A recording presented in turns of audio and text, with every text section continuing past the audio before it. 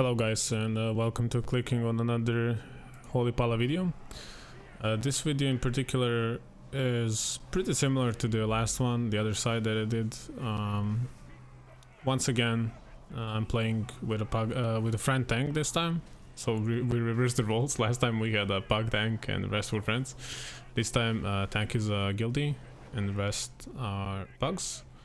They did a really good job though, except Boomy, but you know. These like Rogue and Monk in this one were really high Ryo, and then they were, I'm assuming they were helping out a friend who is a Boomy who was a bit lower, and it shows throughout the dungeon, it shows, but overall guys did a great job. So this is gonna be a really smooth dungeon that has allowed me to do many mistakes, and I definitely took that opportunity and did as many mistakes as possible, which I have only realized after rewatching this video and also learning a little bit more about Holy Paladins in general and the way they play right now. Keep in mind, before I started playing Holy Paladin, last time I played Holy Paladin was Wrath of the Lich King, and because of that the new playstyle is totally unfamiliar with me, and obviously, like, I mean, I read guides and you know I'm trying to improve and I'm doing my best, but it's so different right now.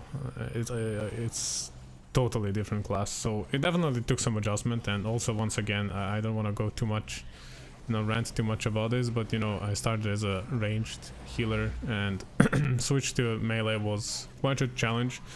And you will see me lose a lot of uptime in melee throughout this dungeon and this key, but I hope in the future keys I'll be able to reduce that uptime quite a bit, because obviously by not being in range we lose a lot of holy power. And I think one of the reasons why I lose a lot of uptime here is because well, Quaking mainly, and you know, since we have two melee here plus tank plus me as a melee healer, the situation here is a little bit different. So you know, I'll say that much in my defense, like sometimes I had no choice, because you know, if you do the math, like I do least DPS, so if people aren't gonna die from me walking away, the most efficient thing I can do is walk away and let DPS keep DPSing, and you know, me be the one that walks out, simply because you know it's logical, right? They do more DPS, so we'll kill things faster if I'm the one that's walking away.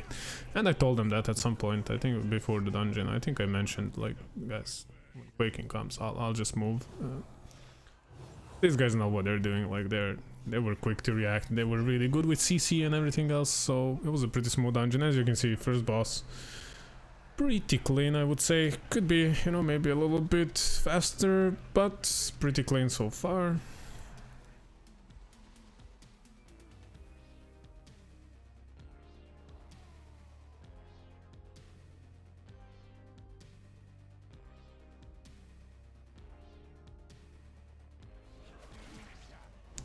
So in here, yeah, I just wanted to mention one more thing.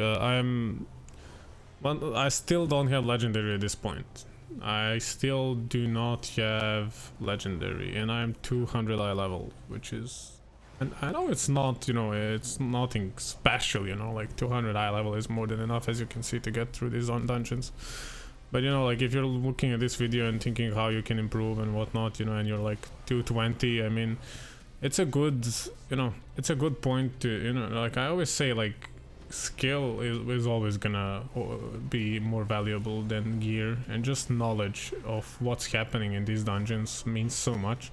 And luckily, as a disciplined priest, I definitely had to learn how pulls work in the tiniest of details to keep people alive, because of the, you know, how the class works. Because we like disc priest, similarly to Holy Paladin, actually, you know, interesting coincidence, we're notoriously bad at covering AoE, like surprising amounts of AoE damage. And what I mean by surprising is, I mean, like, unpredictable AoE, in a sense where, you know, there's a mechanic and people don't manage to dodge it, and or you don't know that there's a mechanic coming, and then when people are already low, then you're fucked, you know, then it's too late.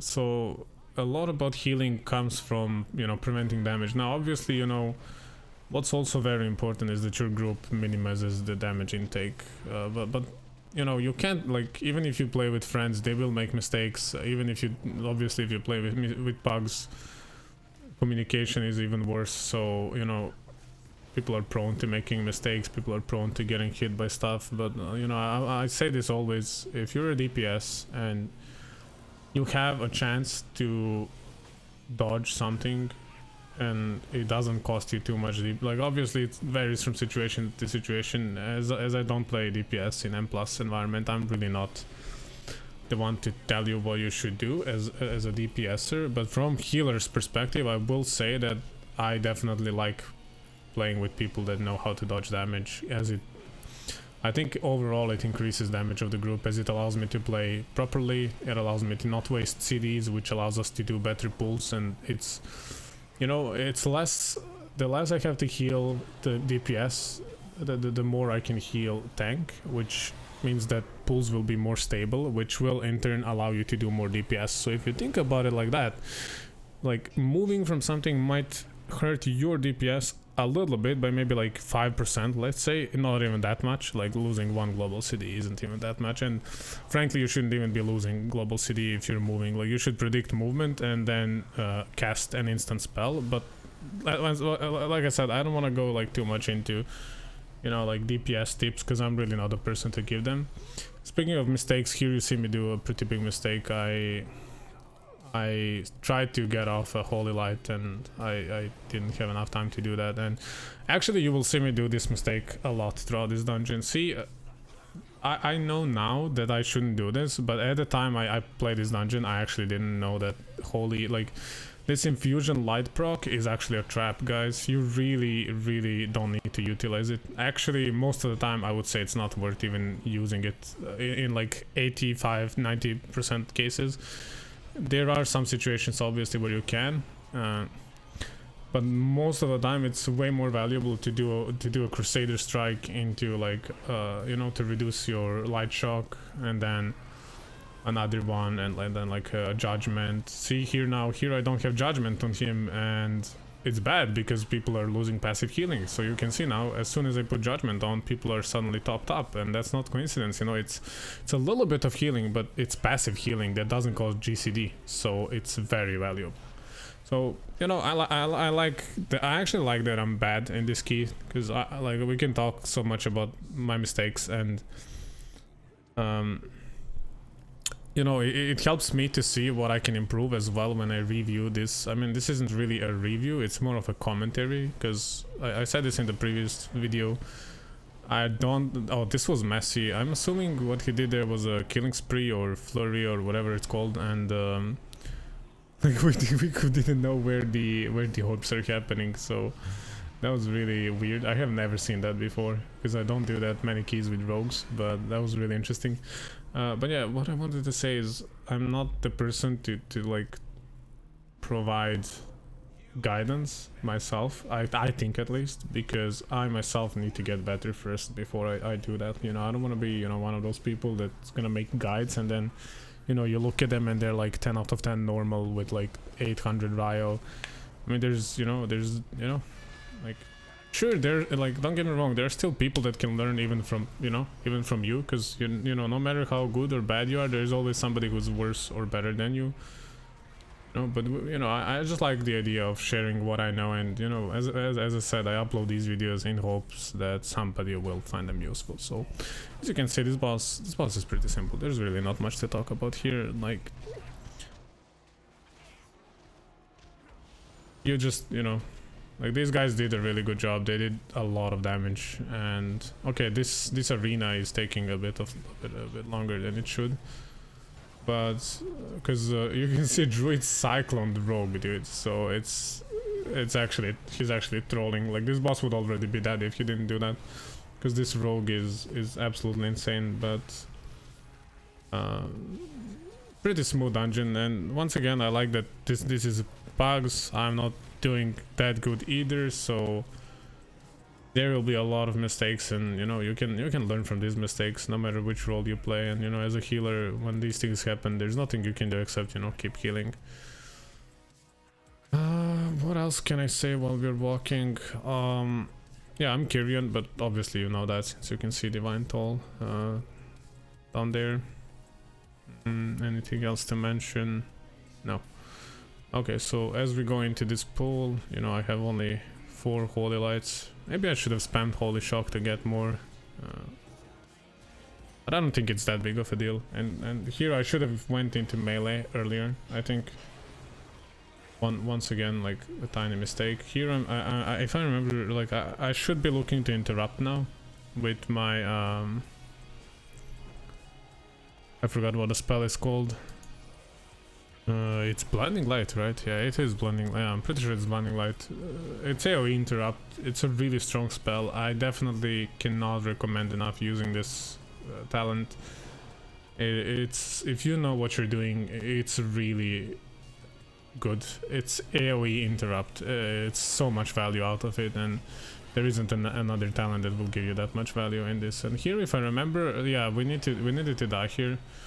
I think Druid, if I'm not mistaken, I think it was Druid, he pulled, I think it was Starfall accidentally, and he says sorry please.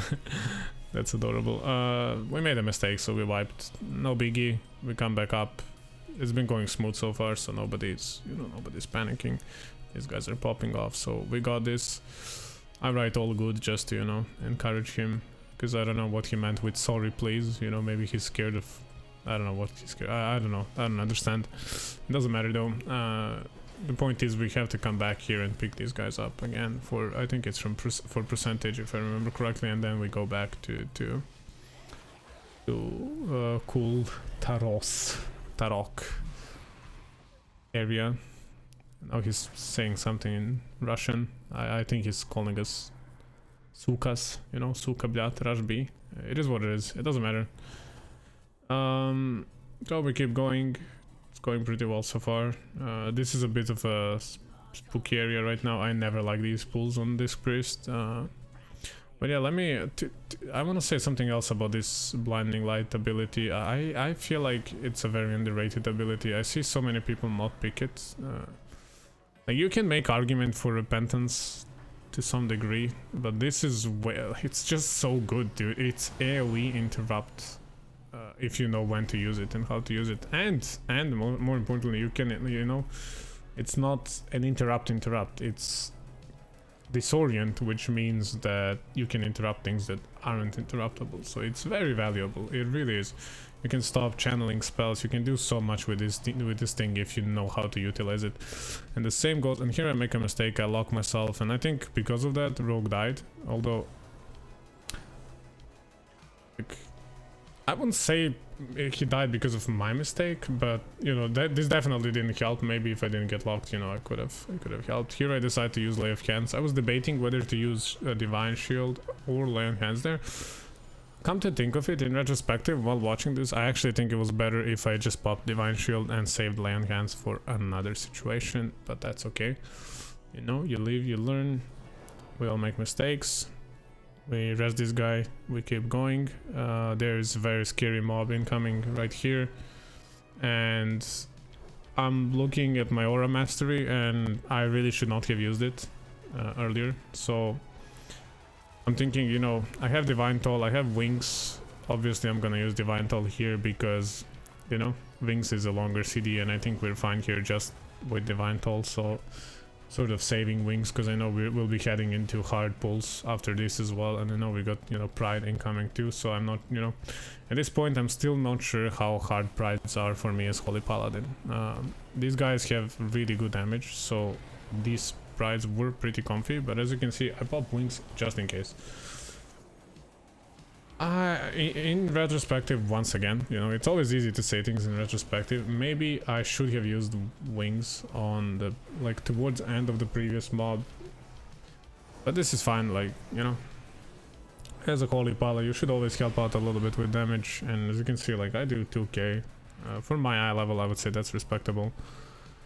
Thanks to Wings. I'm pretty sure I could have done even more if I focused on it, but this is good enough, it helps. It might seem like insignificant amount, but if you combine me and tank, we actually provide one full proper DPS extra to this dungeon, which is, I think it has its value, as opposed to some healers that don't deal as much damage, or tanks. So there's definitely value in you dealing as much damage as possible as Holy Pala. That's, after all, that's one of our main strengths, I would say.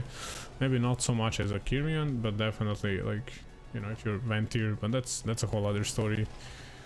I'm not gonna talk about it in this key because I'm not Ventir in this key, but I have switched to Ventir because I want to try it out, and so far I am enjoying it, and hopefully I'll be able to upload some videos of Ventir gameplay as well soon. But anyway, you can see like here another, you know, once again Druid died, and no biggie, mistakes happen, it's okay, we keep going. Aura Mastery helps on this pool. This pool is hard, so you want to save your CDs, I would say, for this pool, and that's one of the main advantages of Divine Toll, honestly, is its flexibility. So I would say try to heal without Divine Toll as much as you can, but obviously like don't let yourself fall behind on healing because you're, you know, trying to oversave it or something. It's a 1 minute CD. Like, I'm pretty sure that in your average group you're actually able to pop Divine Toll on every pull, more or less, and it's such a strong ability. Don't do a mistake where, you know, you're just clicking it when you see people getting low. Oftentimes damage comes and then it stops, so that person isn't actually dying, they took some damage and they're fine now. So don't panic, don't fuck yourself over because other people made mistake. Like, play properly. What you know, like, if you're using Divine Toll, keep in mind that you are getting 5 holy power, and here I make a mistake, I click, and luckily they follow me. I don't know why I clicked. That was so stupid, guys. Don't do this, please. I was thinking about using Divine Shield, and I think I actually end up using it. Yeah, I do. Yeah, okay, yeah. So that stupid play cost me Divine Shield, so that's a bit cocked. Yeah, I mean, obviously you always want to think about what you're doing and not do stupid plays like this, but you know, once again, like, good thing about these videos is mistakes definitely happened, a lot of them. So, you know, hopefully we'll be able to learn from them, you know, both you guys watching this video and me as well. As I said, like, in the video description, I do upload these videos for the reason that other people will find them helpful, but it also helps me analyze myself as a player and helps me become a better player. You know, sometimes during the gameplay you think you're pressing the right things, and then you come and rewatch what you've done, and like, you notice that you actually haven't used as much abilities as you should have, or maybe you used the wrong one, maybe you didn't follow proper, like, look at a beautiful 18k crit. Like, maybe you didn't follow, you know, proper priority order, maybe you could have done more DPS, maybe your positioning was off. There's so much to learn just from rewatching gameplay. It really has a lot of value. There's a reason why professional players in every sports and video games, they watch, you know, their opponents, they watch their own footage. It provides just so much value because you're able to objectively review what you're doing with a calm approach, as opposed to, you know, when you're playing this, like, no matter how calm you are, you know, there's always a factor of, like, you know, oh shit, you know, what am I gonna do now? Like, you know, you're in the heat of the moment, and then when you rewatch, you know, you can see, like, this boss is pretty easy. One thing I somehow don't know if I handled properly. That sentence sounds really weird, but I'm not sure if I handled this boss that well as I could have. So my idea was, I know there's 2 debuffs, and luckily they went on tank and DPS twice there, I think. So I will always dispel DPS first, because I know tank is gonna be fine. And here again, to be fair, Rogue could have, I think rogues can cloak that, if I'm not mistaken, but I don't know if he tried and didn't work, or he already did it, or what happened, I'm not sure. But anyway, I think if it goes on tank and DPS, you always dispel DPS. If it goes on you and DPS, you can pop Divine Shield, unless you use it like an idiot like I did. You can pop, you know, Divine Protection, you can, you know, there's things you can do for sure to help stay alive. Obviously, if you guys are on Discord, you can communicate as well. You know, for this boss, it's really simple to save all the defensives up for every single cast, so you really don't have to worry about it. And here comes, in my opinion, probably the hardest wing of this dungeon. Nah, actually this isn't. Nah, this wing is actually not that hard. The hardest one was the previous one for sure, especially on Fortified and Sanguine, because there wasn't enough room for kiting. It was very tight, and you know, here I do a good interrupt. I'm really proud of this one. As a priest, I don't get to interrupt things often, and I have no stun, so stunning things actually feels so satisfying, especially when you hammer something and you just hear that bonk. You know, sending Putrid Butcher to Horny Jail. But for sure, you know, try to interrupt as much as possible. I lost my train of thought though, I forgot what I was saying. Yeah, this isn't forget what I said, this isn't the hardest wing. I think the hardest one was the one we just passed, definitely. But this one can be tricky if people aren't paying attention to what they're doing. Here I had no idea that we wanted to skip this, so but we did. Always communicate when you want to use Shroud, because not all the classes have the same speed, and oftentimes I see like rogues and like 2 more classes that have some sort of speed boost, they just, you know, yeet off, and we're left like morons, you know, as a priest or DK, you know, you got nothing, dude. Like, you're just a slowpoke. Literally a wheelchair class, and you know, like, people don't understand that unless they play these classes. Like, you actually have no mobility. And, you know, as a Vantier disc, at least I have Doors of Shadow. But it's like, you know, it doesn't help if the corridor is curved, for example. But yeah, and also, like, you won't be shrouded throughout the entire, you know, things. Because it has a cast time, and by that time the rogue is already gone and shit like that. So yeah, just show some respect to slowpokes in the group, you know. Saving those 5 seconds that you used sprint for is not worth the potential wipe that a wrong shroud can cause. Definitely, like, unless maybe in like 0.1% scenarios where those 5 seconds are like difference between timing the key or not, or maybe like +3 or +2 as opposed to +1. But yeah, here we were debating whether to do a big pull like with this guy and the next guy, but I think tank, you know, he isn't very comfortable with his warrior at this point. He's also, it's his ult and he doesn't always tank, but he did a really good job though. And also, like, me, new to Holy Pala, new to M+ as Holy Pala at least in this patch, so definitely, you know, we didn't feel super comfortable doing some crazy things. But in retrospective, we could have, I had wings, I had Divine Toll, we could have done a big pull and work our way towards Pride, and then I would have Divine Toll back up for Pride as well, and we would be totally fine, I'm pretty sure. But you know, we decided not to risk it.